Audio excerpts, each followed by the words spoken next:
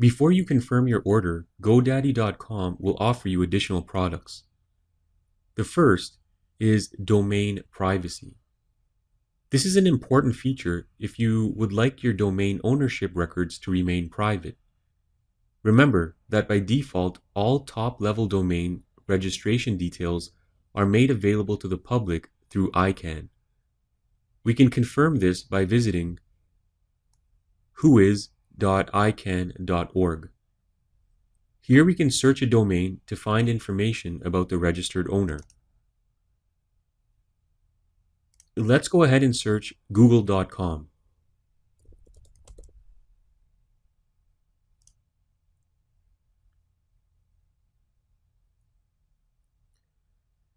This page contains the whois information for google.com.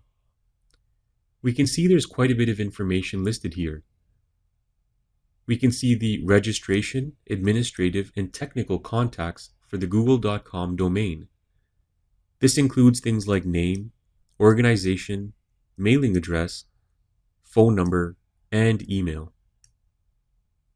We can also see the registrar, and that's the company that registered the domain name on behalf of google.com. The listed registrar is Mark Monitor Incorporated. We can see the updated, created, and registration expiration dates as well. We can see information about the name servers that Google uses, and we'll talk about those later on. And then we have the raw whois record that contains even more detailed information about the domain registrant. If you register a domain name under your own name and address, the information would be made available just like this without using domain privacy. It's generally a good idea to use domain privacy so your personal or business information is not entered into spam lists. To see what your domain information would look like with the domain privacy option, run a whois search on the domain name mywebdevcourse.com. This is a sample domain we registered for the purpose of this tutorial.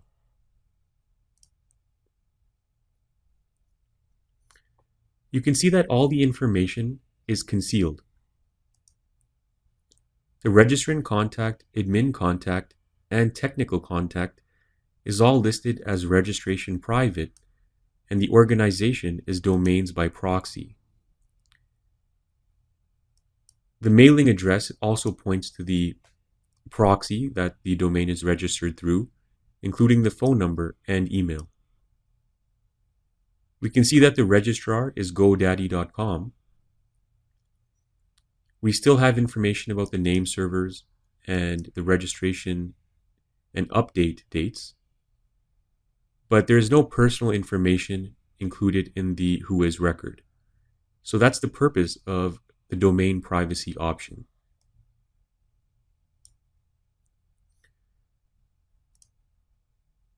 So in this case, we'll select yes.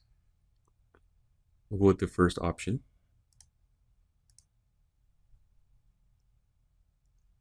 Next, you can specify if you want to add a GoDaddy shared hosting package for your website.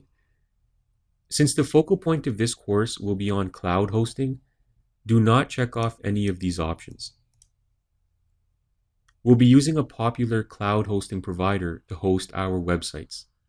Next, we can add a professional email to our domain name.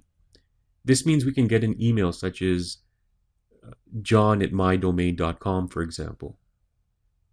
The email service offered from GoDaddy is fairly expensive for what you get, and their webmail application is also quite slow and non-user friendly. We'll be using a service called Gmail for Work to create a personalized email address for our domain later in this course. The Google product is much better and offers many more features. And especially if you're accustomed to Gmail, then it offers an additional advantage as well. Once you've completed this page, click the Continue to Cart button.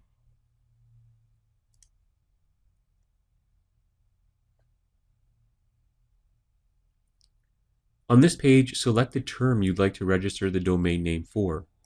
There's a minimum term of 1 year, and the more years you register for, the higher the discount, but typically you just do 1 or 2 years, and then if you decide to keep it after that, you would re-register the name or renew the name.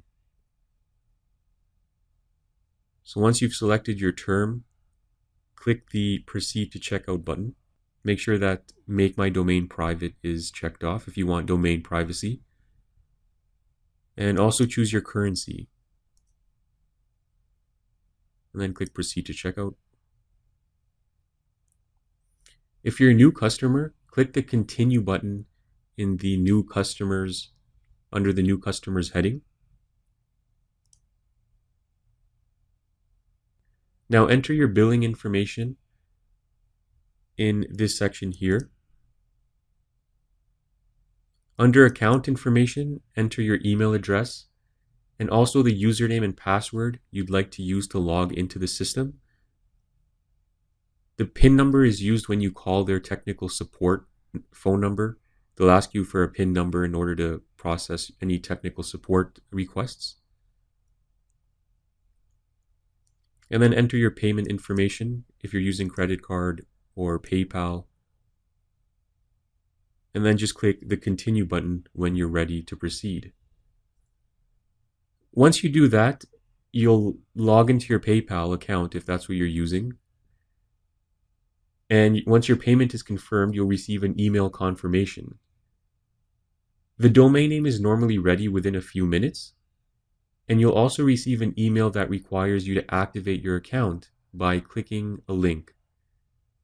So once you've activated your account, in the next lesson, we'll log in and check out the administrative options.